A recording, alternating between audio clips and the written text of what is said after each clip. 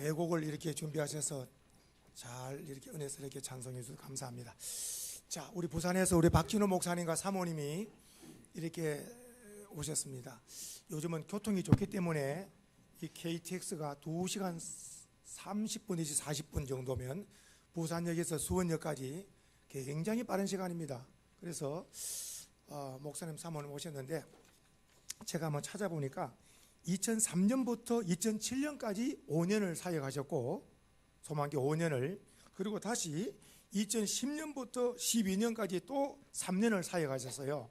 그래서 두 번째 2010년부터 2012년까지는 이제 강도사 되시고 목사님 되시고, 그리고 또 이렇게 합쳐서 한 8년을 이렇게 사역을 했습니다. 지금은 부산에 석포교회라는 곳에서 사역하고 계십니다. 아마 제가 알기로 우리 수원소망교에서 반 정도는 아시고 반은 모르시지 않겠는가. 아마 오늘 말씀의 제목이 하나님의 선물인데 할렐루야를 환영하면서 큰 은혜의 시간이 될 줄 믿습니다. 자, 우리 박진호 목사님 나오시겠습니다. 할렐루야. 할렐루야. 하나님께 영광 올려드립니다. 이렇게 반가운 얼굴들, 그리고 주님 안에 처음 뵙지만 너무 귀한 우리 수원 소망교회 성도님들을 뵙게 되어서 하나님께 너무 감사하고 영광 올려드립니다. 제가 처음 사역하고 또 사랑도 많이 받았던 이 수원 소망교회에 와서 이렇게 말씀을 전할 수 있다는 게 제게 너무나 큰 영광입니다. 우리가 함께 섬기는 하나님께서 이 시간 우리 모두를 위해서 예비하신 은혜를 충만하게 주실 줄로 믿습니다. 이 시간에는 하나님의 선물이란 제목으로 하나님 말씀을 나누도록 하겠습니다. 미국에서 13살 되는 소녀가 수혈을 잘못 받아서 에이즈에 걸렸습니다. 그래서 결국 죽을 수밖에 없는 상황이 됐습니다. 신문기사에도 났죠. 그런데 매스컴에서 계속 그 기사를 실는 거예요. 왜냐하면 이 에이즈에 걸려서 죽어가는 소녀가 너무나 밝게 자기의 삶을 살아가는 것입니다. 그래서 거기에 감동된 대통령이 선물을 보내고, 마이클 잭슨도 찾아가서 선물을 주고, 미국의 부동산 부자였던 분도 선물을 주고, 이래 선물을 많이 받았다고 합니다. 이제 드디어 죽음이 임박했을 때 그 소녀의 부모님이 말합니다. 얘야, 딸아, 미안하다. 내가 너에게 더 이상 해줄 것이 없구나. 미안하다. 그때 딸이 하는 말이, 엄마 아빠 그런 말 하지 마세요. 저는 선물을 많이 받았어요. 대통령에게도 받고, 마이클 잭슨한테 받고, 부동산 부자 아저씨한테도 받고. 그런데 제가 받은 가장 귀한 선물은 바로 엄마 아빠를 통해서 받았어요. 예수 그리스도, 천국에 대한 소망, 영생에 대한 확신, 이 선물을 받았어요.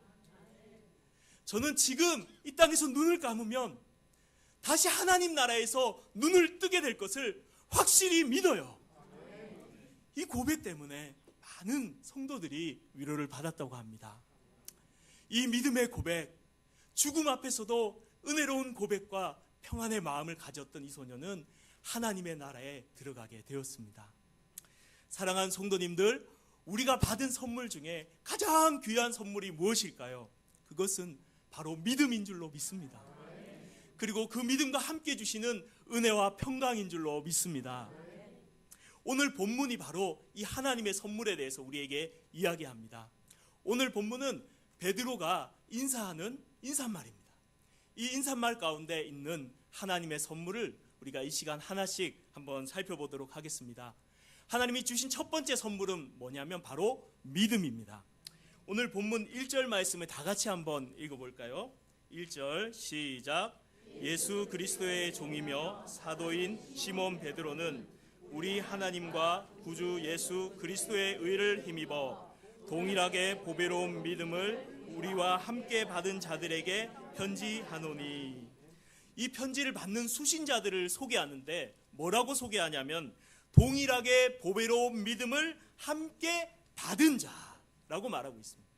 이 본문 안에 선물이 하나 등장하죠. 믿음. 근데 이 믿음은 어떤 것입니까? 받은 것입니다. 누구로부터요?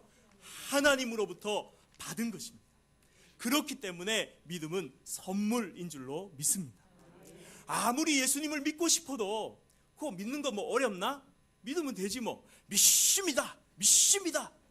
이런 믿어지나요? 안 믿어져요.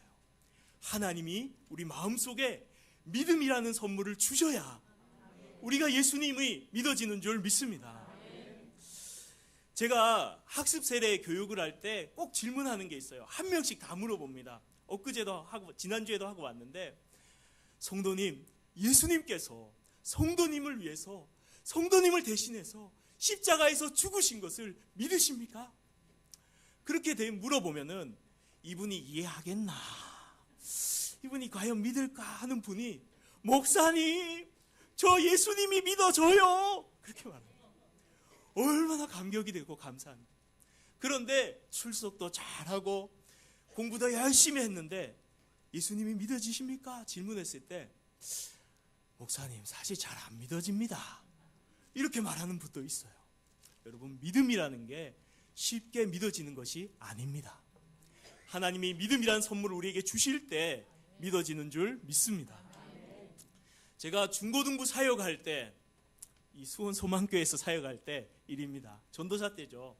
한 녀석이 와서 솔직하게 저한테 얘기하는 겁니다. 전도사님, 저 예수님이 안 믿어져요. 솔직하게 얘기해 주니까 고맙더라고요. 그래서, 얘야, 믿음은 들음에서 난다고 그랬어. 하나님 말씀을 읽고 설교 말씀 잘 듣고 내가 너에게 믿음을 하나님 주시도록 함께 기도할게. 너도 기도하자. 그렇게 말했어요. 그래서 예배도 잘 드리고, 그리고 기도도 하고, 또 수련회 가서 은혜도 많이 받고, 어느 날 제가 그에게 다시 물어봤습니다. 그 아이한테, 애야, 이제 예수님 믿어지니? 전도사님, 예수님을 왜 안 믿는지 모르겠어요. 이렇게 좋은데. 그렇게 고백하는 거예요. 얼마나 제가 감사하던지요. 하나님이 그 아이에게 믿음이라는 선물을 주신 줄로 믿습니다. 그래서요, 믿음은요 너무나 귀해요. 귀해요. 그래서 오늘 본문에 베드로는 이 믿음에다가 수식어를 하나 붙입니다. 보배로운 믿음이라고 말해요. 보배로운 믿음. 그냥 믿음이 아니에요. 너무나 귀한 보석 같은 보배로운 소중한 것이 바로 믿음이다. 베드로가 그렇게 말씀하고 있습니다. 베드로가 그렇게 말할 수밖에 없는 이유가 있죠. 3년간 예수님을 따라다녔던 베드로, 수제자였던 베드로, 정말 내가 죽을지언정 주님을 부인하지 않겠다고 큰 소리쳤던 베드로. 그런데 주님이 잡히시던 날, 주님이 맞으시고 조롱당하고 침뱉음 받은 바로 그때, 당신 예수님의 제자지? 아니요, 나 저 사람 몰라요. 저 사람 몰라요. 맹세코 몰라요. 3번이나 부인하고 말았습니다. 얼마나 베드로가 마음이 괴로웠어요. 통곡했습니다. 주님이 부활하시고도 그 얼굴을 배울 때 부끄러울 거예요.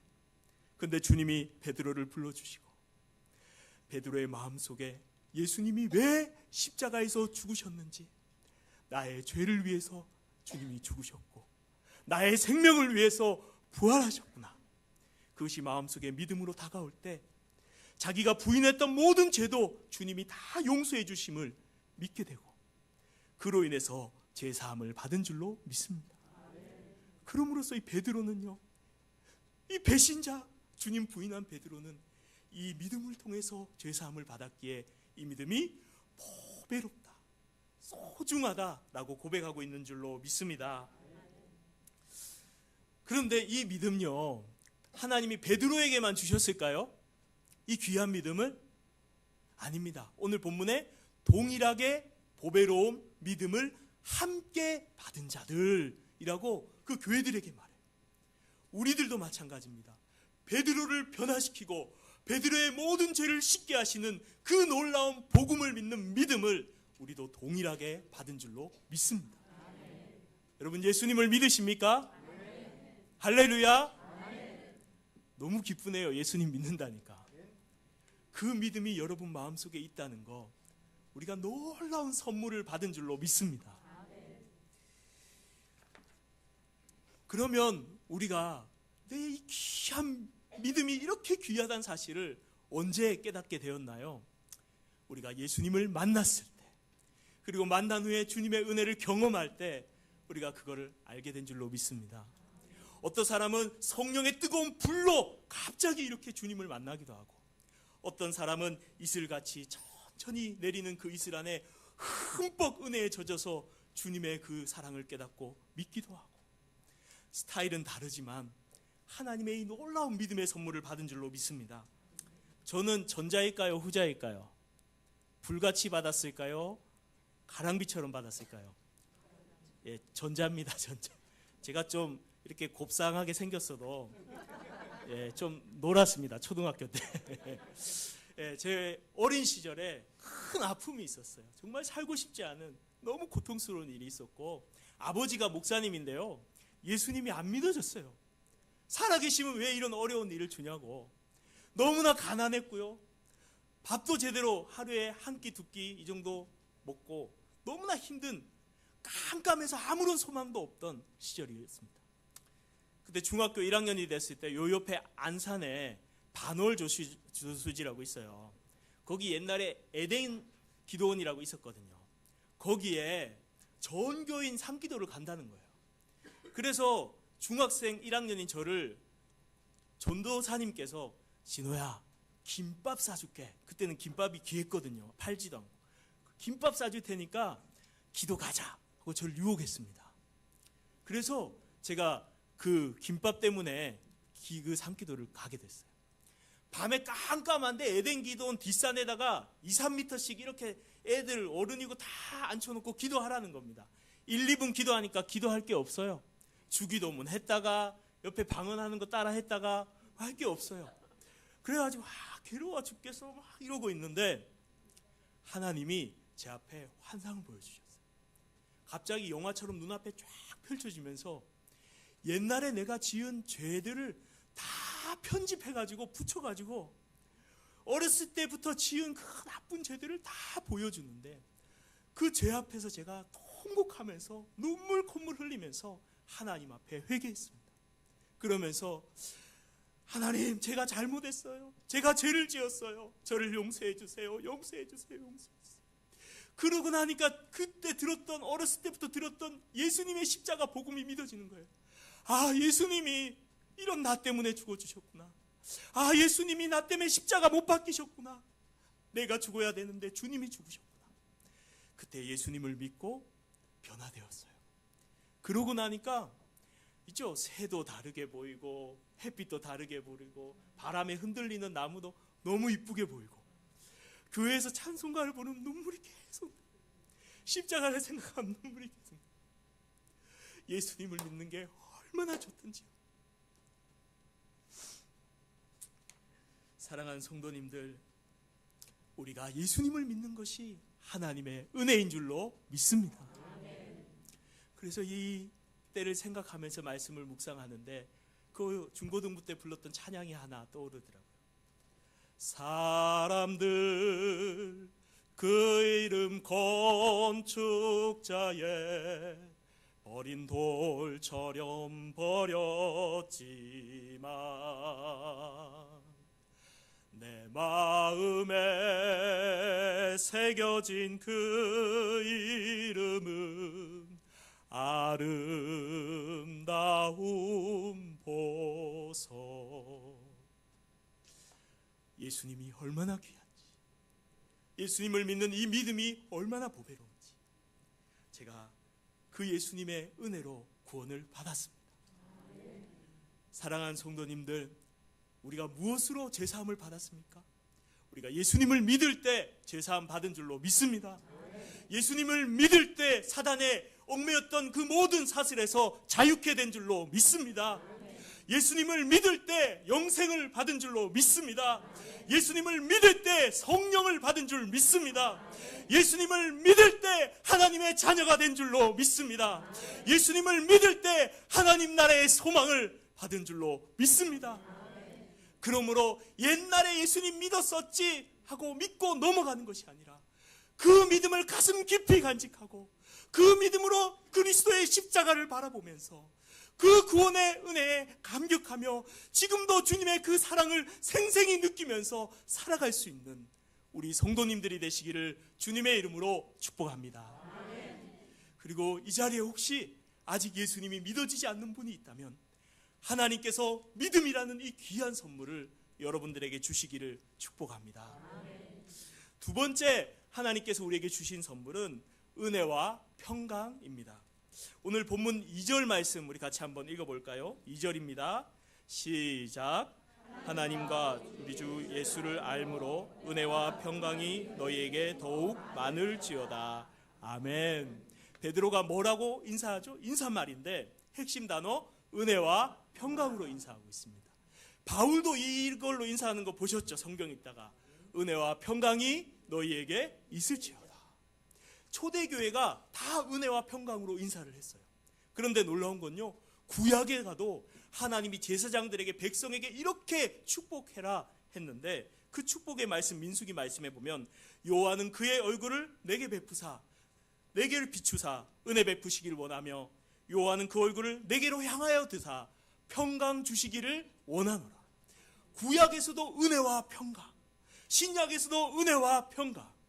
하나님은 그의 백성들에게 은혜와 평강을 너무나 주고 싶어 하시는 하나님이신 줄로 믿습니다. 그런데 결정적으로 오늘 본문에 이런 말씀이 있어요.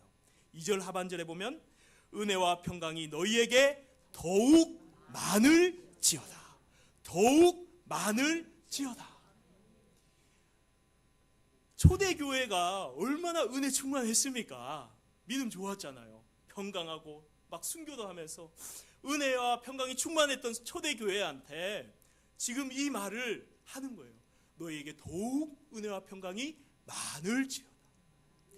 여러분, 하나님의 은혜는 끝이 없는 줄 믿습니다. 옛날에 은혜 받았어, 옛날에 하나님의 평강을 누렸어가 아니라 하나님이 앞으로 주실 은혜는 더 많이 쌓여 있는 줄 믿습니다. 얘들아, 너에게 은혜와 평강을 내가 주기를 원하노라. 더 많이 받아라, 더 많이 받아라. 하나님은 우리에게 더 큰 은혜와 평강을 주시기 위해서 쌓아놓고 기다리시는 하나님이신 줄 믿습니다. 우리가 과거에 은혜 받은 거 너무 귀합니다.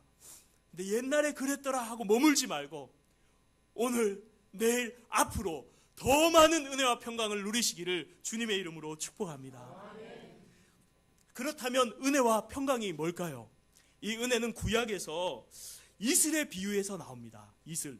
여호수아서 14장 5절에 이런 말씀이 있습니다. 내가 이스라엘에게 이슬과 같으리니 그가 백합화 같이 피겠고 레바논 백향목 같이 뿌리가 박힐 것이라. 하나님이 이슬같이 은혜를 내려서 백합화 같이 너희를 피게 하고 백향목 같이 뿌리 내리게 하겠다. 이 이슬 때문에 백합화가 피고 백향목 뿌리가 내린대요. 그와 같은 회복의 은혜를 주겠다는 말씀입니다. 이것을 이해하려면 이스라엘 기후를 이해해야 합니다. 이스라엘은 건기와 우기가 뚜렷하죠. 우기 때는 비가 많이 오는데 건기에는 비가 하나도 안 옵니다. 그런데 비가 안 옴에도 불구하고 그 긴 수개월의 시간 동안에 식물이요 뿌리를 내리고 자라고 꽃이 피고 열매를 맺고 알곡이 들어서기 시작합니다. 들에는요 풀이 자라고 양떼 소떼가 먹기 시작합니다. 비가 안 오는데 기적인가요? 어떻게 된 거죠? 바로 이슬 때문입니다. 이 성지순례에 제가 한번 갔다 왔거든요. 그런데 건기 때 갔어요. 낮에는 엄청 햇빛이 뜨거워서 모자를 안 쓰면 다닐 수 없고 선글라스 안 쓰면 다닐 수 없을 정도로 뜨거운데 밤에는 체험해야 된다고 광야에서 재우더라고요. 침낭 덮고 자는데 아침에 일어나 보니까 기온차가 나니까 엄청나니까 이슬이 온 땅에 촉촉히 젖어 있는 거예요. 그 이슬 때문에 곡식이 자라고 열매를 맺고 생명력이 그 땅에 넘쳤던 것입니다. 은혜가 그겁니다. 우리는 마치 건기를 살아가는 것 같이 메마른 이 땅 세상을 살아가지만 하나님의 은혜가 촉촉히 우리 심령에 넘칠 때에 생명력 있는 신앙생활을 하게 될 줄로 믿습니다. 그렇다면 평강은 무엇일까요? 평강은 어원적으로 전쟁이 없는 상태를 말해요. 전쟁이 없는 상태. 내 마음에 전쟁처럼 갈등이 일어나고 근심이 일어나고 염려가 일어나면 마음이 평안하지 않죠. 그러면 어떻게 해야 이 근심과 염려가 사라집니까? 간단합니다. 은혜 받으면 됩니다. 하나님의 은혜가 임하면 하나님을 더 믿음으로 신뢰하고 붙들게 되고 그러할 때 우리 마음에 평강이 임할 줄로 믿습니다. 어떤 인문학 교수님이 이런 강의를 했어요. 소품을 좀 쓰겠습니다. 컵에다가 물을 따라서 여러분 여기 물 얼마나 있을까요? 학생들이 200g요, 300g요, 500g요 막 이야기해요. 그거는 별로 중요하지 않습니다. 이 컵을 1분 들고 있으면 어떻게 될까요? 1분은 견딜만 합니다. 1시간 들고 있으면 팔이 아플 겁니다. 하루 종일 들고 있으면 너무 고통스럽고 어깨에 마비가 올 것입니다. 여러분, 그러니까 근심은 빨리 내려놓는 게 좋습니다. 내려놓으세요. 이렇게 했어요. 여러분, 근데 맞는 말이죠. 근데 근심이 내려집니까? 밤에 누우면 생각이 나고 걱정이 되고 밤새 잠을 못 자게 만드는 이 근심이 내려놓는다고 내려집니까? 안 내려집니다. 근데 언제 내려지죠? 하나님의 은혜가 충만하게 임할 때, 그때 모든 지각에 뛰어난 하나님의 평강이 우리 마음에 임할 줄로 믿습니다. 상황은 지금 걱정할 수밖에 없어요. 지금 경제적으로 문제가 있고 가정적으로 문제가 있고 병이 있어서 아프고 절망적입니다. 세상 사람은 이해할 수가 없어요. 그런데 예수 믿는 사람은 이해합니다. 하나님의 은혜가 임하면 그 모든 상황을 뛰어넘는 하나님의 평강이 함께할 줄로 믿습니다. 그 평강으로 충만할 때 우리 앞에 당한 모든 문제를 능히 뛰어넘게 되는 줄로 믿습니다. 중국의 유명한 전도자 워치만 리라는 분이 있어요. 이분이 어떤 문제를 해결해 달라고 하나님께 간절히 기도하다가 꿈을 꾸었습니다. 양자강을 배를 저어서 가는데 거대한 바위가 앞에 떡 있는 거예요. 그래서 하나님께 기도했습니다. 하나님, 저 바위를 치워주세요. 그래서 하나님이 하시는 말씀이, 얘야, 저 바위를 치워줄까 아니면 강수 위를 높여가지고 넘어가게 해줄까? 가만히 생각해 보니까 바위 하나 치워줘도 또 바위가 나오면 또 막히고 또 막히고, 하나님, 강수 위를 올려주세요. 그러자 갑자기 물이 쫙 불어나더니 바위를 넘어서서 무사히 갔대요. 그리고 꿈에서 깼습니다. 그리고 깨달았습니다. 나는 문제 하나 해결해 달라고 하나님께 기도하고 매달렸는데 그게 아니구나. 기도 제목을 바꿔야겠구나. 하나님, 은혜 충만히 주시옵소서. 내가 은혜가 충만하면 이 모든 문제를 능히 이기게 될 줄로 믿습니다.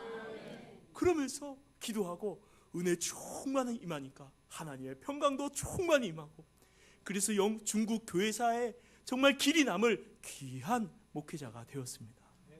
사랑하는 성도님들, 하나님의 은혜가, 하나님의 평강이 충만하시기를 주님의 이름으로 축복합니다. 그렇다면 이 하나님의 평강이, 은혜가 어떻게 충만하게 우리에게 올 수 있을까요? 오늘 본문 2절에 그 답이 있습니다. 2절 말씀을 보면 이렇게 말합니다. 우리 다시 한번 읽어볼까요? 시작. 하나님과 우리 주 예수를 알므로 은혜와 평강이 너희에게 더욱 많을지어다. 어떻게 더욱 많다고요? 하나님과 우리 주 예수 그리스도를 알므로 옵니다. 알므로. 그렇구나. 하나님을 알게 될 때, 예수님을 알게 될 때 은혜와 평강이 넘칠 줄로 믿습니다. 근데 이 아는 거는요, 지식적으로 아는 게 아닙니다. 백과사전처럼 달달달달달달 외워가지고 오는 게 아닙니다. 이것은 하나님과 관계적인 암입니다. 하나님과 사귀어 아는 것입니다. 하나님과 교제함으로 아는 것입니다. 하나님을 경험함으로 아는 것입니다. 하나님을 체험함으로 아는 것입니다. 어떤 처녀 총각이 있었어요.